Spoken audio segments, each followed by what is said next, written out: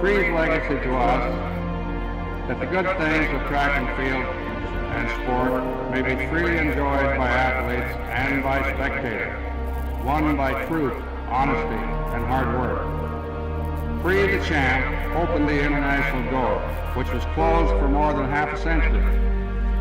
I pledge to Pre, and I know close friends will join me, and we invite all the sportsmen to join us who fulfill his great dream, to keep that door open, to preserve and further that freedom to meet in international friendship and sport.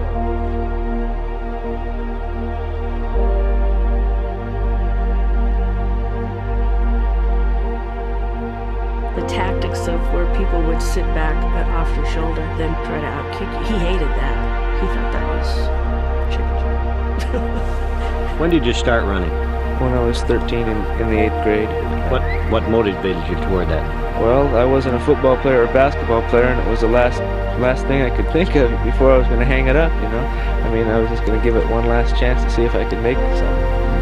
I couldn't play football, I was too small. Basketball, I wasn't fast enough or agile enough, so I just tried track.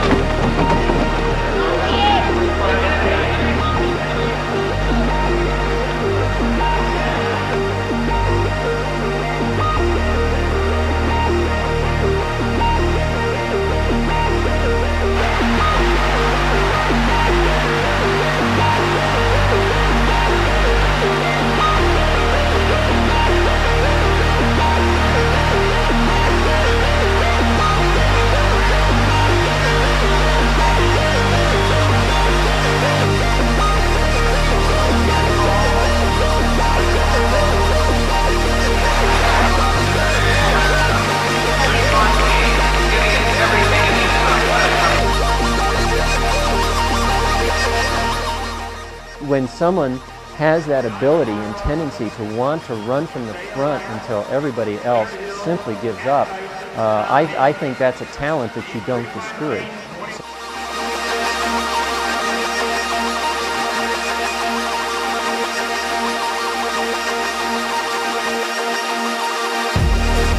There is no holding back in his personality. There is no holding back in his train of thought. It was 100% at all times at everything he did. The athletes have enough hassles without being told what to do, when and where, and throwing in new rules now and then to benefit themselves instead of the athletes. And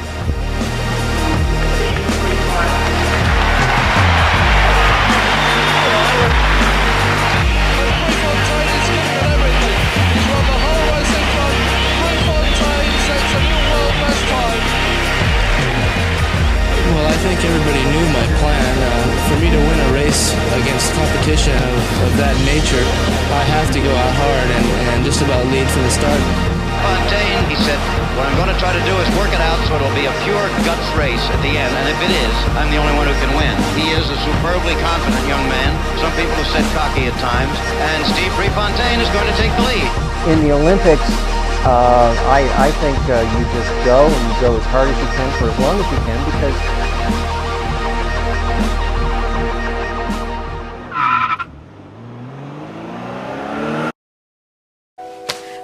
Steve Prefontaine, America's leading long-distance runner, was killed last night in a car accident in Eugene, Oregon. Around midnight, according to police, he was driving alone in a sports convertible. The car jumped the curb, hit an embankment, and flipped over, pinning Prefontaine underneath. He was 24.